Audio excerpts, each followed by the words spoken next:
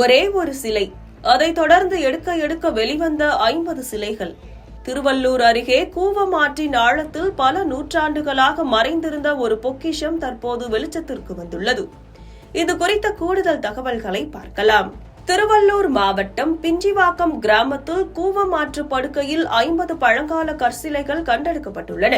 கடம்பத்தூர் ஒன்றியத்திற்குட்பட்ட இந்த பகுதியில் முனுசாமி என்பவர் ஆற்று படுகை வழியாக நடந்து சென்றுள்ளார்.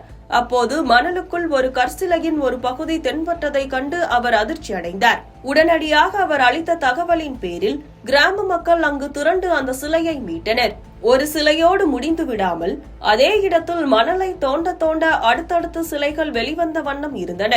இதில் விநாயகர், முருகர், ஐயப்பன், அம்மன் மற்றும் சர்ப்ப சிலைகள் என மொத்தம் 50 சிலைகள் கண்டெடுக்கப்பட்டுள்ளன.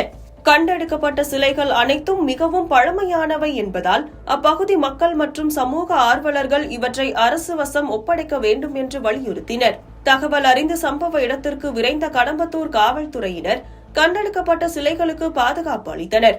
இதனைத் தொடர்ந்து வருவாய்த்துறையினர் நேரில் வந்து 50 சிலைகளையும் முறைப்படி மீட்டு விரிவான ஆய்வுக்காக கொண்டு சென்றனர். கூவம் ஆற்றில் ஒரே இடத்தில் இவ்வளவு அதிகமான சிலைகள் கண்டெடுக்கப்பட்ட சம்பவம் அப்பகுதியில் ஏதேனும் பழங்கால கோயில் இருந்ததா அல்லது வரலாற்று பின்னணி ஏதேனும் உள்ளதா என்ற கேள்வியையும் ஆர்வத்தையும் அப்பகுதி மக்களிடையே ஏற்படுத்தியுள்ளது.